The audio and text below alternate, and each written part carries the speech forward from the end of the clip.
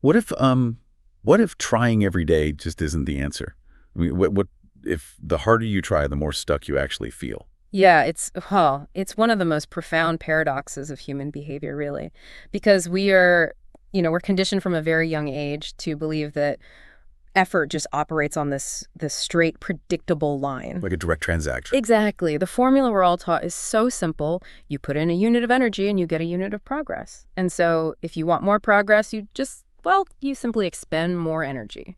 But the human mind and the biological systems that support it, they absolutely do not function on a linear scale of effort and reward. I want you, the listener, to just sit with that thought for a moment. Yeah. Because if you're listening to this deep dive right now, there's a very, very good chance that you're tired. Yeah. Deeply tired. Right. You might be looking at a professional project or a personal goal, or maybe even just, I don't know, the basic maintenance of your daily life. Mm-hmm. And you're feeling this overwhelming sense of friction. Mm-hmm. You wake up, you set your intentions, you push yourself to make it happen, and yet, well, the needle just barely moves. And I think the real tragedy of this cycle is that the moment you finally stop pushing, the moment you just sit down to rest, you are immediately hit with this massive wave of guilt. Oh, absolutely. You feel like you're failing simply because you aren't in motion. And that guilt it's an incredibly heavy weight to carry. And it's entirely understandable why you feel it. We live in a society that has, fundamentally equated stillness with apathy. Yeah, like if you're still, you don't care. Exactly. We are told through every cultural megaphone that the only way forward is through this relentless, unbroken motion. But, what we're going to do today is explore the actual mechanics of effort. And we have a lot of really fascinating material for this deep dive. We do. We're looking at a really wide array of sources today, ranging from medical analyses of human biology and fertility to Stanford productivity studies, psychological evaluations of modern work culture, and, even the esoteric practices of online meditation communities. Which sounds like a wild mix. It does. It really does. But what's fascinating is that whether we are looking at cellular biology or abstract cognitive problem solving, all of these fields, they converge on one undeniable truth. And so our mission in this deep dive is to sort of dismantle that cultural myth, the myth that constant, relentless effort is the only path to success. We want to show you that stepping back, taking a breath, and intentionally letting go it isn't a form of failure. No, not at all. It's not surrender. It's actually a strict biological and psychological requirement for any meaningful progress. We need to shift the paradigm from seeing rest as like a passive absence of work to understanding that rest is actually a highly active, neurologically demanding state of growth. Yeah, and to understand why that shift is so necessary, we first have to look at the environment most of us are currently operating in, because we're surrounded by a culture that treats busyness not just as a necessity, but almost like a moral imperative. A badge of honor. Right. We fill every available margin of our lives with tasks. If we're commuting, we're listening to an educational seminar, if we're waiting in line, we're clearing our inbox. Always optimizing. Always. We take on side projects, we track our personal metrics, and we just constantly scan the horizon for the next thing we should be doing. And we've falsely equated this state of perpetual motion with genuine progress. But it's an illusion, isn't it? A complete illusion. Yeah, because we're frequently just substituting movement for meaning. You see people juggling their primary careers with secondary ambitions, maintaining these intricate social calendars, and trying to optimize their physical health, all while squeezing just one more task into a day that is already bursting at the seams. And it really begs the question, why do we do this to ourselves? Why do we feel this pervasive sense of anxiety the moment we aren't actively producing something? Well, it's because we've internalized the idea that our worth is directly tied to our output.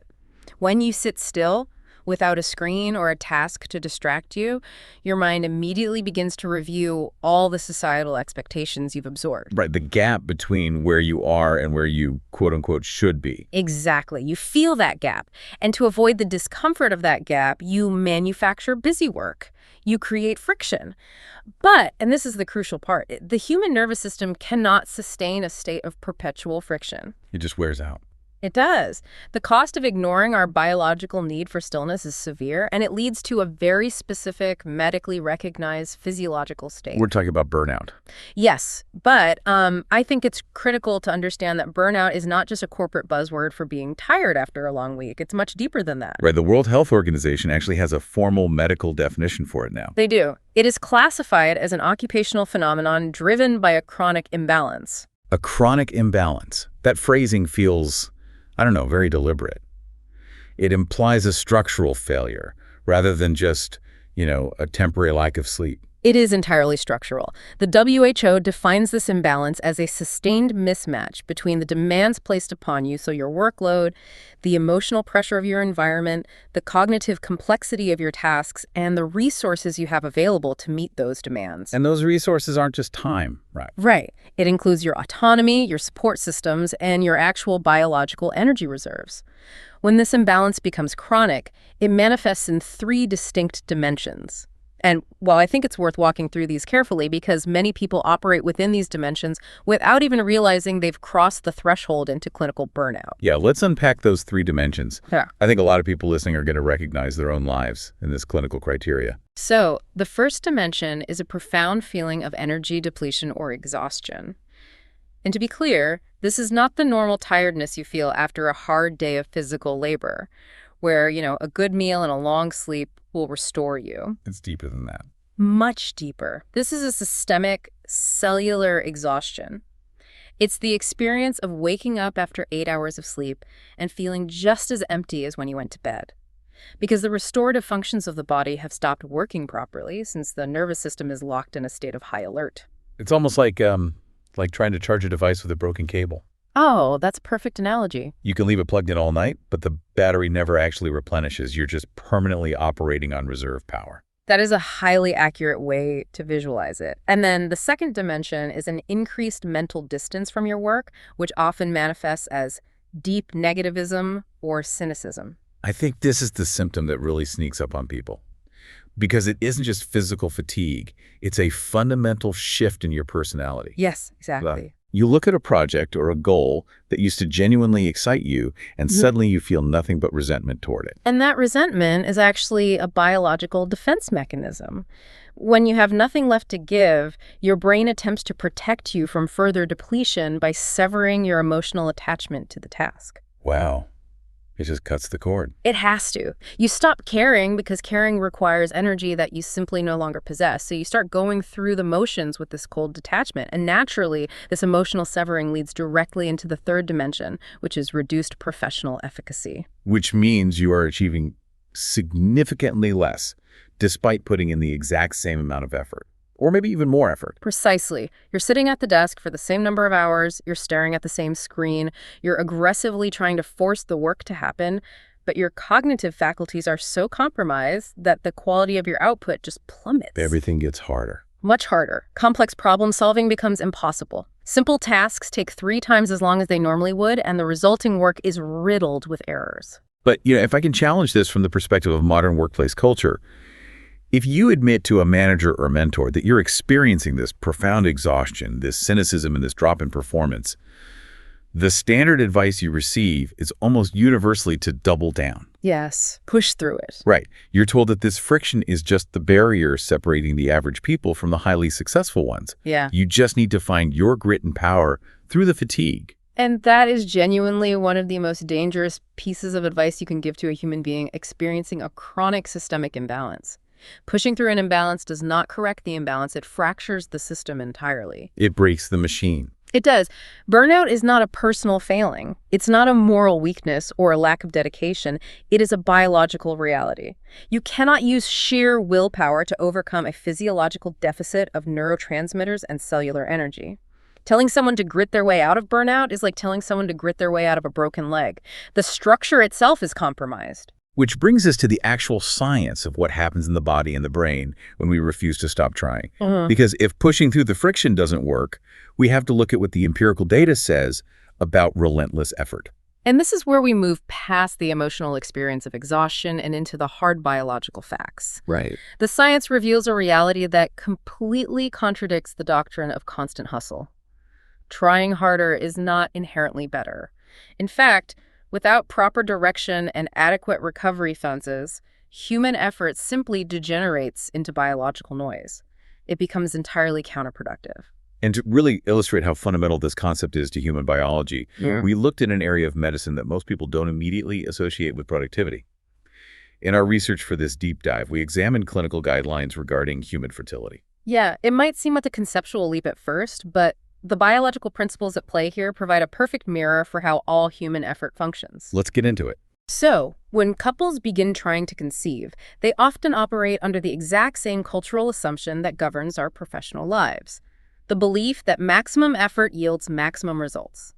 They assume that engaging in the process every single day will statistically maximize their chances of success. I mean, the logic seems sound on the surface. If you want a specific outcome, you take action toward that outcome as frequently as possible. Yes, but that logic completely ignores the reality of how biological resources are manufactured.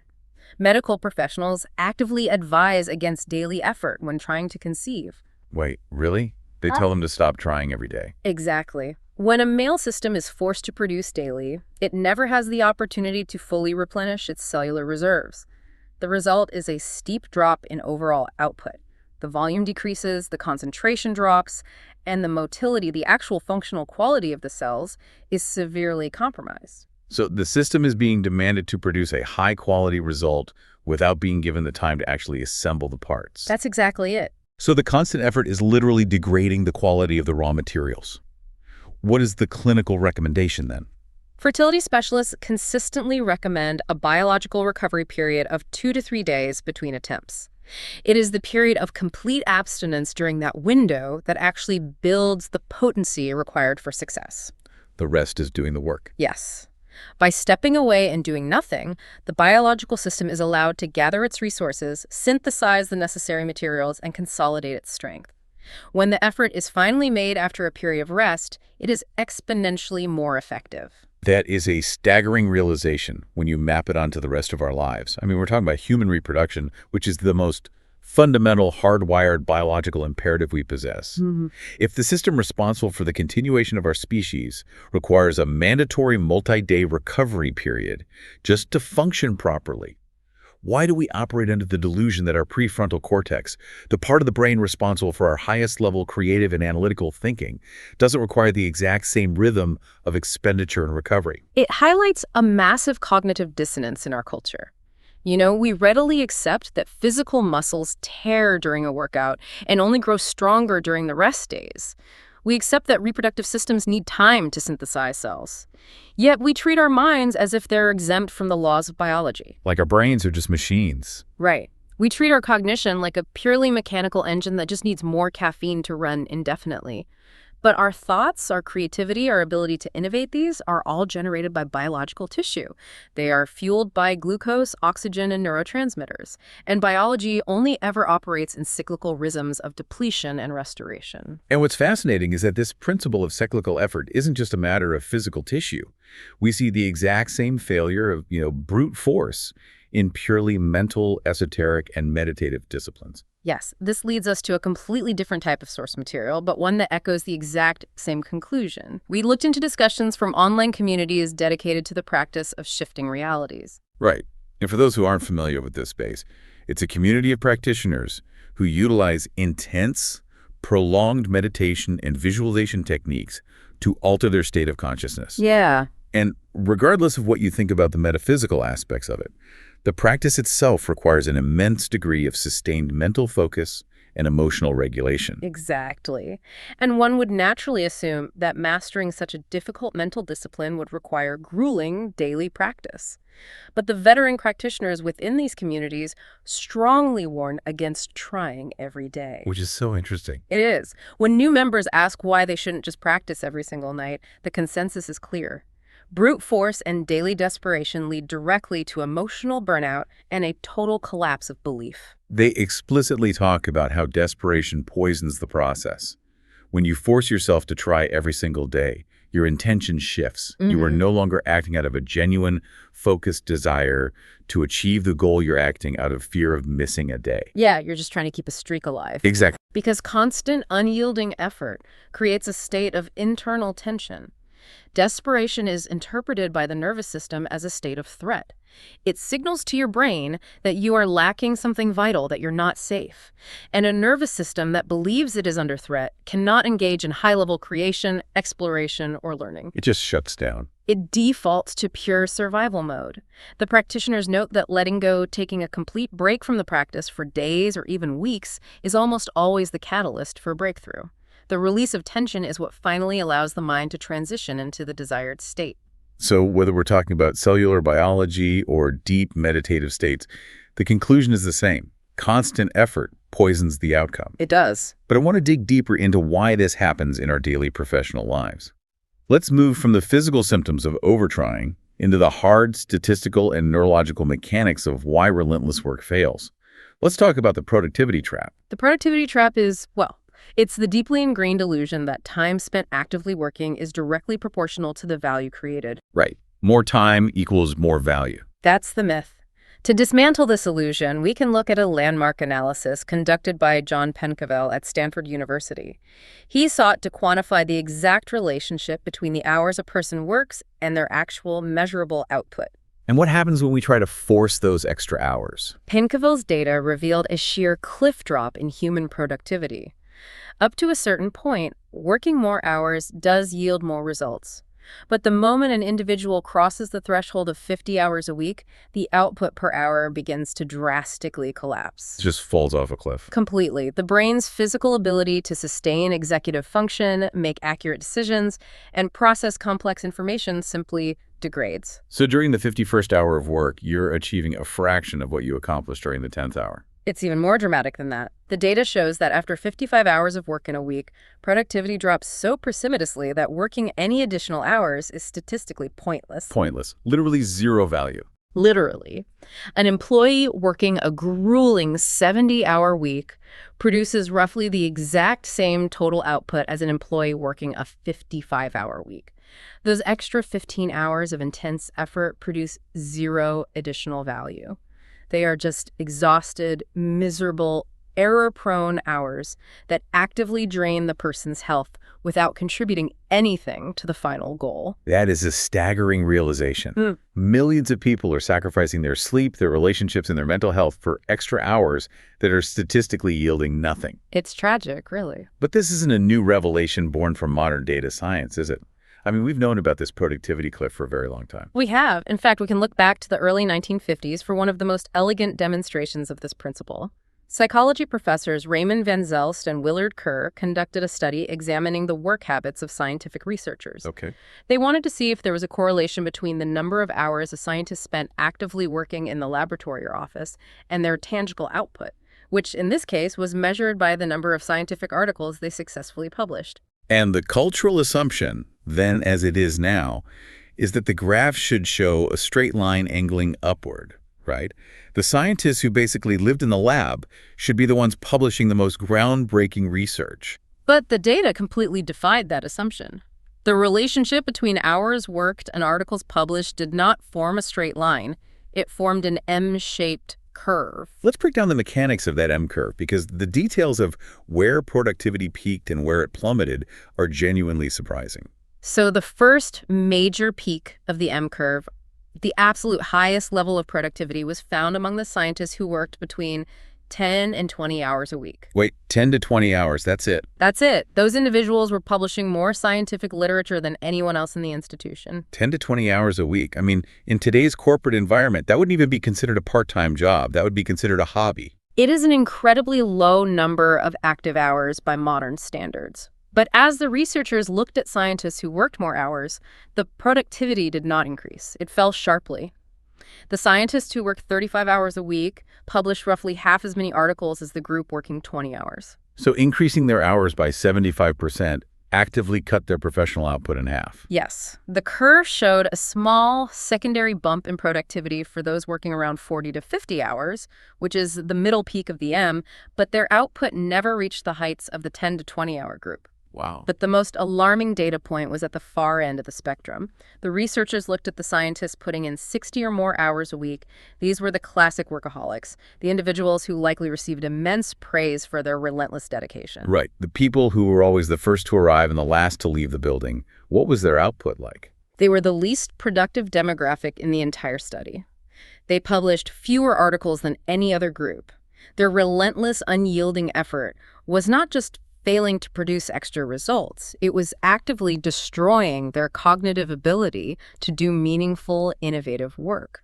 If you are listening to this right now and you are currently putting in 60 hours a week, trying to get a small business off the ground, or grinding through a massive academic program, hearing that your extra effort might be actively sabotaging your own progress is probably terrifying. Oh, definitely. But in a strange way, it should also be incredibly liberating. It should be deeply liberating because it provides empirical permission to stop. It proves that stepping away is actually a competitive advantage.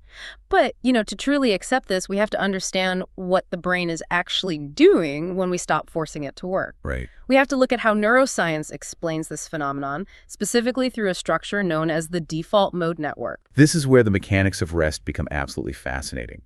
Because for a very long time, the mainstream scientific consensus was that the human brain operated somewhat like a light bulb.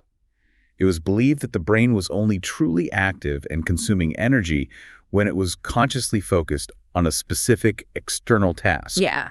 And when you stop focusing, the brain essentially powered down into a dormant state. That was the prevailing theory for decades. We equated focus with neurological work. But with the advent of functional MRI technology, which allows us to observe real-time blood flow and metabolic activity in a living brain, we discovered that our fundamental understanding of cognition was entirely backward. So what actually happens in the brain when we finally drop our focus and stop trying? When you cease concentrating on a specific problem, when you put down the spreadsheet, look out the window, take a walk, or simply stare blankly at the ceiling, your brain does not power down. Instead, a massive, highly complex, interconnected network of brain regions suddenly roars to life. The default mode network. Yes. The default mode network. It operates inversely to our conscious attention. When active focus turns off, the default mode network turns on. And what exactly is this network accomplishing while we're seemingly doing nothing? It is executing the most cognitively demanding work of your entire life. The default mode network is responsible for memory consolidation. It takes the fragmented, chaotic information you absorb during your focused hours and begins organizing it, linking new data to existing knowledge structures. Like filing away papers in an office. Exactly. It's the center of autobiographical thought, where you process past experiences and simulate future scenarios. But most crucially for our discussion, it is the biological engine of creative problem solving.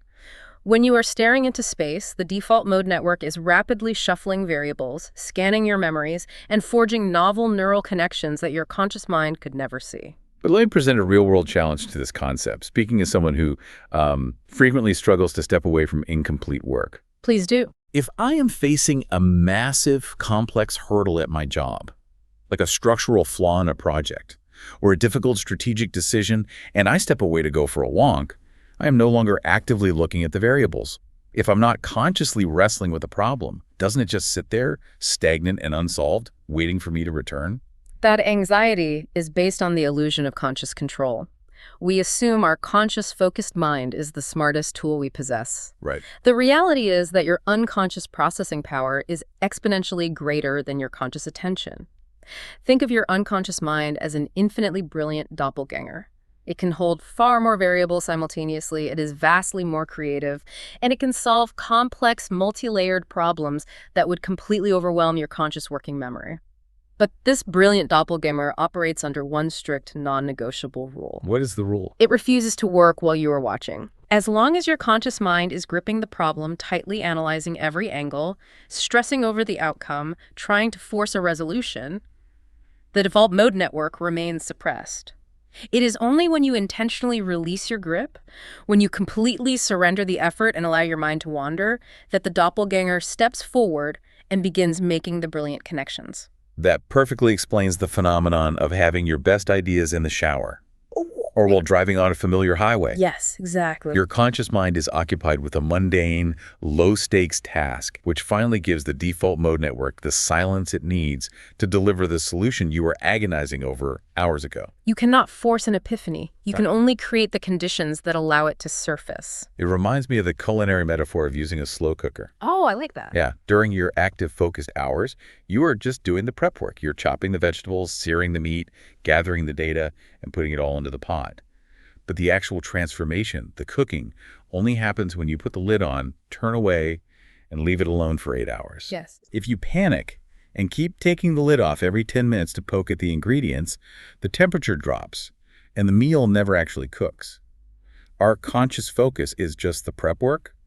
The default mode network is the slow cooker. That is a brilliant way to conceptualize the neuroscience. But while the fMRI data and the statistics are illuminating, the actual lived experience of ignoring this biology is deeply painful. I think it's important to ground these abstract concepts in reality. I agree. Let's look at a composite story of someone caught squarely in the middle of this biological trap. Yeah. Let's talk about what this friction actually feels like on a Tuesday morning. Okay. Imagine a dedicated individual, perhaps a student entering a difficult semester, or a professional aiming for a major career pivot. They have fully absorbed the cultural messaging we discussed earlier. They have decided that this is the season of their life where they are going to optimize everything. Right. The new year, new me energy. Exactly. They're going to master a new coding language, radically change their physical fitness, and launch a side business. They're highly motivated, and they want to execute this perfectly. So they turn to the internet, and they purchase a structured program. Let's use the example from one of the medical editorials we reviewed, where the author describes taking on an Instagram-purchased, rigorous daily mobility and stretching course. Right. They commit to the daily grind. They wake up an hour earlier. They download habit tracking apps. They monitor their sleep cycles, their hydration, their daily caloric intake, and their minute-by-minute productivity. It sounds exhausting just listing it. It is. It's a psychological mirror of the obsessive biological cycle tracking we saw in the fertility examples. Every single variable of their existence is scrutinized for maximum efficiency. And they are fueled by that pop psychology metric that it takes, on average, 66 days of continuous effort to forge a new behavior into a permanent habit. They mark day 66 on their calendar as the finish line, and they begin pushing. And the first few days are fueled by novelty and a surge of adrenaline. They feel a bit sore, perhaps a little tired, but they have the psychological high of taking decisive action. But human biology cannot sustain an adrenaline high indefinitely. Which brings us to the inevitable crash. Let's say it happens around day 18. They wake up on the 18th day, and the adrenaline is entirely gone. Completely depleted. They look at their color-coded calendar, the habit trackers, the alarms they set, and none of it looks like an exciting opportunity anymore. It all looks like a profound threat to their energy. Because they're putting in 60 hours of intense effort a week, trying to balance their normal obligations with this new regimen of relentless self-improvement. They force themselves onto the floor to do the daily mobility routine. They force themselves to read the extra chapters late at night. But just like the exhausted scientists in the 1950 study, their actual functional output has collapsed. They're reading the exact same paragraph in their textbook 4 times in a row, and their brain absorbs absolutely nothing. The physical stretches feel incredibly stiff, painful, and unyielding. They are exerting more willpower than they ever have in their lives, and yet they feel entirely hopelessly stuck in the mud. And this is where the psychological trauma of the productivity trap sets in. The guilt becomes crushing, because their internal monologue immediately turns to self-condemnation. They think, if I quit now, on day 18, I am fundamentally weak. Everyone else online seems to be doing this effortlessly. Why am I failing? Let's softly analyze why this individual is completely paralyzed. Because it has nothing to do with weakness. It's a catastrophic dual failure of both motivation and biology. First, we have to look at the source of their motivation. The drive to complete this 66-day challenge was likely generated by external factors. They saw an influencer doing it, they felt pressure from their peers, they wanted the aesthetic reward of having completed the task. But external motivation is an incredibly fragile energy source. It relies entirely on conscious willpower, and willpower is a finite cognitive resource that depletes rapidly under stress. Internal motivation, engaging in a process because the act itself brings you deep psychological joy, or because it aligns perfectly with your core personal values, is the only thing that creates long-term sustainability. So they are attempting a marathon while running on entirely the wrong type of fuel. But the biological failure is even more severe, isn't it? It is. By rigidly structuring every hour of their day and demanding constant daily effort, they have completely starved their default mode network. They have allowed zero time for cognitive, unstructured rest. They're shoving massive amounts of new data, new physical demands, and new stress into their nervous system. But they are denying the brain the necessary downtime to actually consolidate that data and adapt to the stress. So they're essentially holding their breath mentally, refusing to exhale, and then wondering why they're passing out. That's a perfect way to put it. So if someone recognizes themselves in that story, if you are sitting in your car right now, dreading the next task on your list, how do we guide them out of this dark place? How do we practically initiate the internal shift required to escape this cycle? We need to establish a new philosophy of effort, where rest is recognized not as a break from progress, but as the vehicle for progress. To make that shift, we need to transition to a methodology of less effort, guided by far more intention. We can borrow a highly effective framework from the world of elite distance running, which was highlighted in one of the medical editorials. It's known as the 80-20 rule of training. Walk us through the mechanics of the 80-20 rule. How do elite endurance athletes manage their effort? So an amateur runner often makes the mistake of going out every single day and running as hard and as fast as they possibly can, believing that maximum pain equals maximum improvement. But elite marathoners do not train this way. They don't. No. If they ran at their maximum anaerobic intensity every day, their bodies would literally break down from oxidative stress and tissue damage. Through decades of physiological testing, they've found the optimal balance for long-term growth. They spend 80% of their training volume operating at a very low, comfortable aerobic intensity. They only push themselves to a high, painful intensity for the remaining 20% of their training. 80% of the work is genuinely easy. Only 20% is hard. Exactly. The biological principle is that consistency always beats intensity. You do not need to flirt with your breaking point every single day. Perfection and maximum output are not required. You simply need to show up consistently, perform at a gentle, sustainable level, and deliberately save your high-intensity cognitive and physical efforts for the rare moments when you are fully rested, recovered, and ready to execute flawlessly. And this 80-20 principle isn't confined to physical athletics. We see this exact same rhythm in the lives of people who achieved monumental, intellectual, and creative feats. When you look at historical geniuses, you realize they mastered this internal shift away from constant effort. Charles Darwin is perhaps the most perfect historical example of this. Darwin completely shattered our understanding of biology and instituted a massive paradigm shift in human history. Yet, if a modern hustle culture influencer were to examine Darwin's daily schedule, they would be absolutely horrified by his lack of quote-unquote grind. Darwin's routine is almost comical by today's corporate standards. He would typically work in his study for perhaps 3 or 4 hours in the morning, and by noon he would confidently declare, "I've done a good day's work," and he would completely abandon his research for the rest of the day. And what did he do with the remaining hours? He took long, meandering walks through the countryside. He played backgammon with his wife. He took long afternoon naps. He wrote leisurely letters to friends. He was resting. Yes. He instinctively understood how to leverage his default mode network. He did his conscious prep work in the morning, and then he trusted his unconscious mind to process the massive complexities of evolutionary theory while he was simply walking through the woods. And Darwin was not an anomaly. The brilliant mathematician Henri Poincaré famously relied on taking vacations to solve mathematical proofs that stumped him in the office. Authors, philosophers, inventors, they almost universally operated on a rhythm of intense, tightly bound periods of effort, followed by deep, expansive, guilt-free rest. The necessity of this rhythm is beautifully quantified in the research of psychologist Anders Ericsson. Ericsson is universally famous for his research on the nature of expertise, which was popularized as the 10,000-hour rule. Right, the idea that achieving world-class mastery in any field, whether playing the violin or writing software, requires roughly 10,000 hours of deliberate practice. It's the favorite statistic of every motivational speaker. But they selectively crop out the rest of Ericsson's data. They absolutely do, because the rest of the data contradicts the modern narrative. Ericsson's comprehensive research revealed that while the elite performers did accumulate 10,000 hours of highly focused practice, their mastery was equally dependent on 2 other metrics. To reach that world-class level, Those same individuals required roughly 12,500 hours of deliberate rest and over 30,000 hours of sleep. I really want you, the listener, to absorb those numbers. Yeah. 10,000 hours of intense practice, but 12,500 hours of deliberate rest.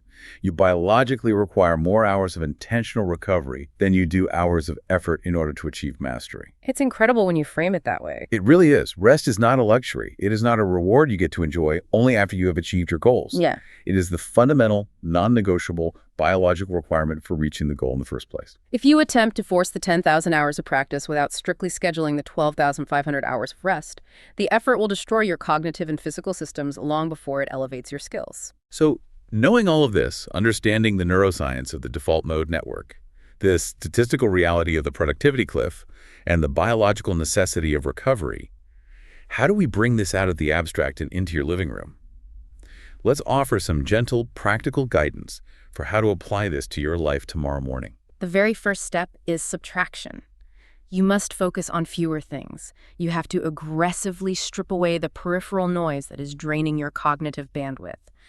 A brilliant piece of advice highlighted in our sources comes from Steve Jobs, who notoriously killed dozens of projects when he returned to Apple to save the company. He operated on the philosophy that quality is infinitely more important than quantity, noting that one home run is much better than two doubles. You do not need to be pursuing 5 different side projects while managing your primary career. Pick the one objective that truly matters and give yourself permission to drop the rest. Second, you must aggressively protect your recovery time. You can employ the technique utilized by Ernest Hemingway, who had a very specific rule for his daily writing. He always forced himself to stop working for the day while he still knew exactly what was going to happen next in the story. He would stop mid-thought. Which feels completely counterintuitive. Why stop when the ideas are flowing? Because if you wring your brain completely dry every single day, you have nothing left to start with the next morning. By stopping while the idea is still alive, Hemingway intentionally handed the incomplete puzzle over to his default mode network. His subconscious would continue to quietly process the story all afternoon and night, meaning he woke up the next day with the problem already solved. That's brilliant. You can adapt this by using the Pomodoro method. Work with intense focus for 25 minutes, and then strictly enforce a 5-minute cognitive break to let the brain breathe. We also need to build routines that are highly intentional, but fundamentally flexible.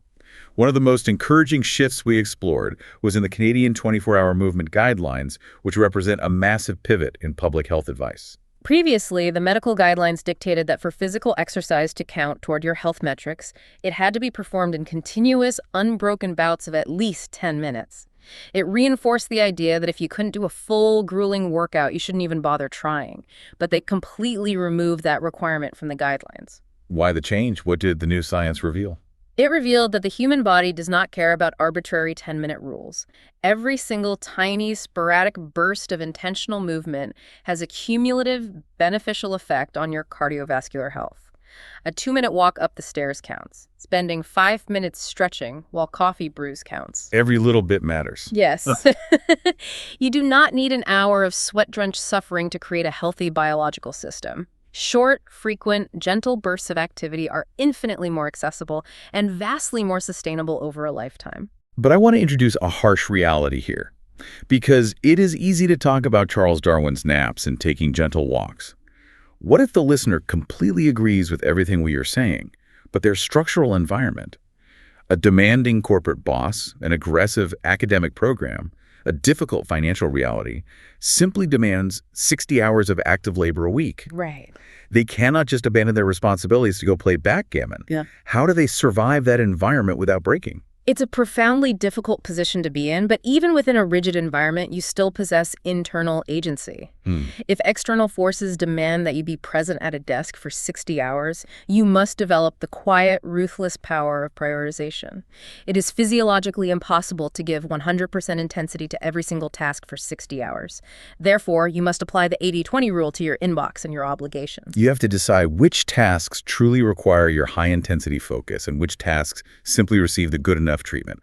Not every email requires a masterpiece of communication. Exactly. And you must deliberately engineer pockets of mind wandering into your rigid schedule. Do not eat your lunch at your desk while reading industry news. You must view a 15-minute walk outside, completely disconnected from your phone and your tasks, as an essential, non-negotiable cognitive requirement. It's maintenance? Yes. It is not a luxury break. It is vital maintenance for your default mode network, just as sleeping is. You have to fiercely protect those tiny pockets of unstructured time, because if you do not defend them, the environment will consume them. The world will gladly take every single hour of energy you are willing to give it. You are the only one who can draw the boundary.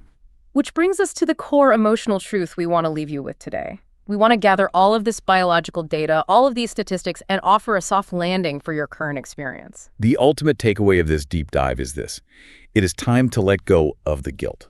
If you remember nothing else from this conversation, please hear this clearly. You do not need to try harder. You need to try differently. Society has sold you a deeply flawed narrative that your level of exhaustion is an accurate measure of your worth and your dedication. It is not. The chronic anxiety, the physical restlessness, the constant agonizing fretting over what you haven't accomplished today, these are not badges of honor. They are the symptoms of a system pushed beyond its limits. Yeah. The historian J.R. Seeley summarized this beautifully when he wrote, "The supreme quality of great men is the power of resting.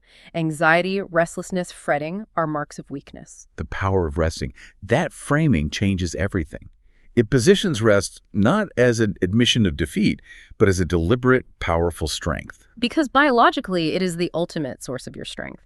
When you finally close your laptop, when you step away from the incomplete project, when you stop trying to force the habit on day 18, you are not giving up. You're simply handing the work over to the deepest, most profoundly capable parts of your biology. You are finally giving your nervous system the safety it requires to heal, to process the chaos, and to grow. The real work is happening while you sleep. It is happening while you slowly walk the dog. It is happening while you are just staring out the window, watching the rain, seemingly doing absolutely nothing. You are doing the most important work of all, precisely when you feel like you aren't trying at all. You simply have to learn to trust the biology. You must trust the inevitable cycle of effort and recovery. So, as we bring this deep dive to a close, I want to leave you with one final, lingering thought. Something to quietly mull over tomorrow. The next time you feel that familiar, anxious urge to push yourself past the breaking point, just to cross one more thing off a list. A question to carry with you into the stillness. If our minds and our bodies are biologically hardwired to do their deepest healing, their most brilliant problem solving, and their greatest growing only when we finally step away, what hidden breakthrough is currently waiting for you, trapped behind your refusal to simply take a day off?